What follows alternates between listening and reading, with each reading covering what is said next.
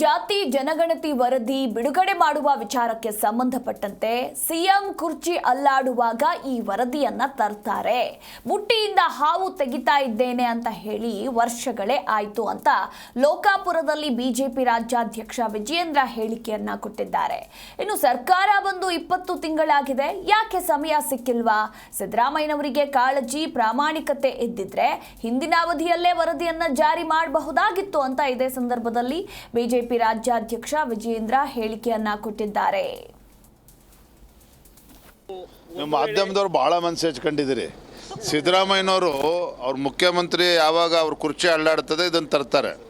ನಾ ಬೆಂಗಳೂರಲ್ಲೂ ಹೇಳ್ತಾ ಇದ್ದೆ, ಹಾವಿನ ಬುಟ್ಟಿನಿಂದ ಹಾವಿನ ತೆಗಿತೀನಿ ಅಂತ ಹೇಳಕ್ಕೆ ಶುರು ಮಾಡಿ ಎಷ್ಟು ವರ್ಷಗಳಾಯಿತು. ಹಿಂದಿನ ಅವಧಿಯಲ್ಲೇ ಸಿದ್ದರಾಮಯ್ಯನವರು ನಿಜವಾಗ್ಲೂ ಕಾಳಜಿ ಇದ್ದಿದ್ದರೆ, ಪ್ರಾಮಾಣಿಕತೆ ಇದ್ದರೆ, ಹಿಂದುಳಿದ ಸಮುದಾಯಗಳಿಗೆ, ಶೋಷಿತ ಸಮುದಾಯಗಳಿಗೆ ನ್ಯಾಯ ಕೊಡಬೇಕು ಅಂತ ಹೇಳಿದ್ರೆ ಹಿಂದಿನ ಅವಧಿಯಲ್ಲೇ ಮಾಡ್ಬೋದಾಗಿತ್ತು. ಈಗಲೂ ಕೂಡ ಸರ್ಕಾರ ಬಂದು 20 ತಿಂಗಳಾಗಿದೆ, ಯಾಕೆ ಸಮಯ ಸಿಕ್ಕಿಲ್ವಾ? ಡಿ ಕೆ ಶಿವಕುಮಾರ್ ಕೇಳಿದ್ರೆ ಅವನೇನು ಹೇಳ್ತಾರೆ? ಡಿ ಕೆ ಶಿವಕುಮಾರ್ ಹೇಳ್ತಾರೆ ನಾ ಇನ್ನೂ ಆ ವರದಿನ ಇನ್ನೂ ಅಧ್ಯಯನ ಮಾಡಿಲ್ಲ ಅಂತ ಅವ್ರು ಹೇಳ್ತಾರೆ. ಇದು ಎಲ್ಲೊಂದು ಕಡೆ ಮುಖ್ಯಮಂತ್ರಿಗಳ ಒಂದು ಕಳಕಳಿ ಪ್ರಾಮಾಣಿಕತೆ ಇದೆ ಈ ವಿಚಾರದಲ್ಲಿ ಅನ್ನೋದು ನನಗಂತೂ ಸಂಶಯ ಇದೆ.